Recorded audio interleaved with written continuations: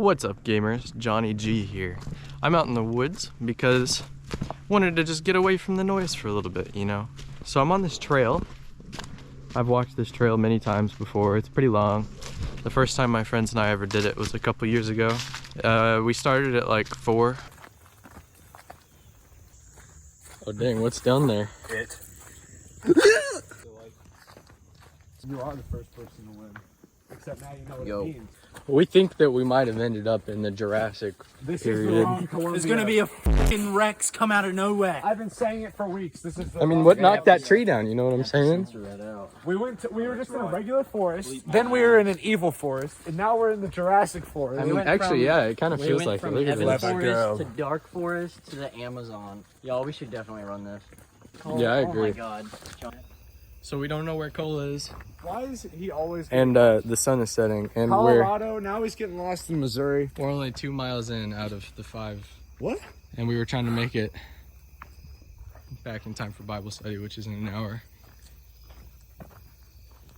As it turned out, we ended up getting lost and blindly walking around in the dark for a few hours. It was a fun experience. Anyways, so I came out here, right? And the first thought that occurred to me was, which side of the trail should I start with? Because it's a big loop, right? And I thought I should start with the right side, because the right side is the way that I've always done. Then I was like, why is that? Why would I pick that way just because that's the way I've always done it? So then I decided, nah, instead of doing that, I'm gonna go the left way. So started going on the left way. A couple minutes in, I was looking around. I was like, wow, this is really pretty out here today. It was like kind of foggy. I looked off to my left, and it kind of went downhill and then back uphill again. And I was like, it's pretty over there. What a shame I can't walk that way, because that's not the way the trail goes. And then I was like, why is that my first thought, that I can't go over there? Like, for most of history, the best we've had is game trails. And here I was thinking, I can't go that way because, you know, there isn't a trail that looks like this. So then I just walked off the trail for like, I don't know, a good 10 minutes or so. I wasn't worried about finding my way back or anything. I grew up playing Minecraft, so it's not a problem. This just led me down this little thought rabbit hole of, you know, there's this book by this guy named James Clear. It's called Atomic Habits. I've never read it, but one of my favorite pastors is Craig Groeschel. He's talked about it a good deal. And I forget what the exact number is. It's like somewhere from 60 to 80% of our daily lives are they just consist of habit. We're basically just going on autopilot. I mean, it's the reason why you might drive to work or school and you get there and you don't even remember driving. So I don't quite remember which way I'm supposed to go here. I've got to anyways, so somewhere between 60 and 80% of your daily life is just habit. And that can be pretty handy, you know, because you establish good habits, and then it's like your brain's going on autopilot while you're doing good things for yourself. But at the same time, it's easier to fall into like routine. I've experienced a little bit of both. I've always found it's much more of an uphill battle to establish and hold on to good habits.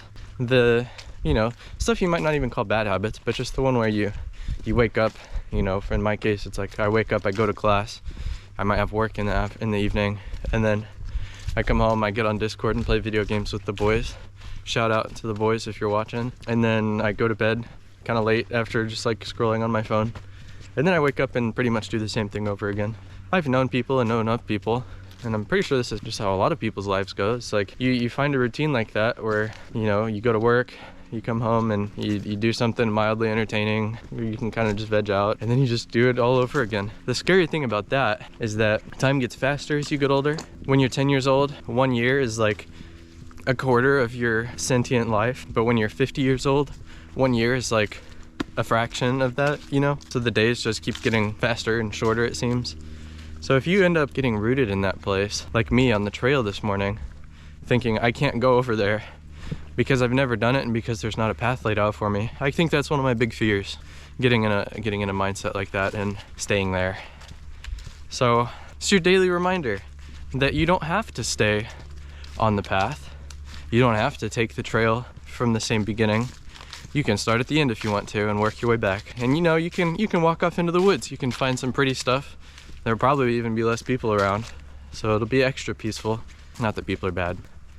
you know, don't get lost out there. But yeah, your daily reminder, make sure to spice it up now and again. Break the cycle of monotony sometimes. And then the regular stuff won't even seem as bad anymore, I think. So that's all.